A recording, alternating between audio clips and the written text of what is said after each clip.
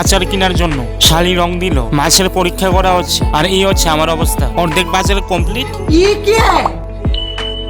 So hey guys, so তোমরা তো জানোই যে কয়েকদিন আগে ভাইয়ের বিয়ে গেল। সো ভাইয়ের বিয়ে তো শেষ, এখন রয়ে গেল বাঙালিদের বিয়ের একটা নিয়ম বা প্রথা, যেটার নাম হচ্ছে আড়াইউলা, যেটাতে 2.5 দিনের জন্য নতুন জামাইকে তার শ্বশুর বাড়িতে গিয়ে থাকতে হয়।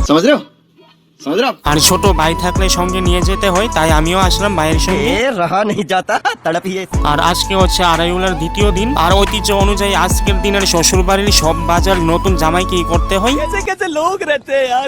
তাই সকাল সকালই ভাই চলে আসলো বাজারে বাজার করার জন্য, সঙ্গে আমাদেরও নিয়ে আসলো, কারণ একেবারে সব বাজার করে নিয়ে যাওয়া সম্ভব না, তাই অর্ধেক বাজার বাড়িতে রেখে দিয়ে আমরা ডাইরেক্ট চলে আসলাম। সো দেখতেই পাচ্ছেন এখন আমরা খয়েরপুর পল্লীমঙ্গল হায়ার সেকেন্ডারি স্কুলের সামনেই রয়েছি। প্রচন্ড গরম পড়লো হঠাৎ করে আজকে, তাই সবার জন্য কোল্ড ড্রিঙ্কস নিয়ে নিল ভাই। একদম ঠিক ধরলেন। হে গাইস, বাড়িতে বাজারে রেখে দিয়ে এখন আমরা শালবাগান অক্সিজেন পার্কের সামনে চলে আসলাম। এখানে আসার কারণ একটাই, এখানকার ভর্তা মিক্সড পিকেল, যেটা খুবই সুস্বাদু হয় নাকি। তাই এই গরমের মধ্যে বাড়িতে বসে বোর না হয়ে চলে আসলাম ঘোরাঘুরি করার জন্য।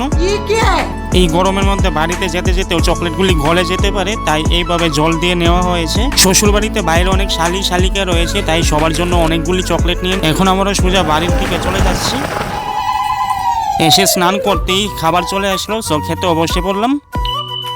সো হে গাইস, সো আজকে হচ্ছে আড়াইউলার একদম শেষ দিন, আর শেষ দিনে যতটুকু সম্ভব হয় এখানকার খোলা মুক্ত সুন্দর পরিবেশের আবহাওয়া অনুভব করার জন্য ঘুরতে বেরিয়ে পড়লাম। চারিদিকে সবুজে ঘেরা, সত্যি মন মুগ্ধকর। আর এদিকে বাড়িতে আসা মাত্রই নতুন জামাইকে রং দিতে পাগল হয়ে গেল সব শালিকারা মিলে, আমাকেও ছাড়লো না তারা।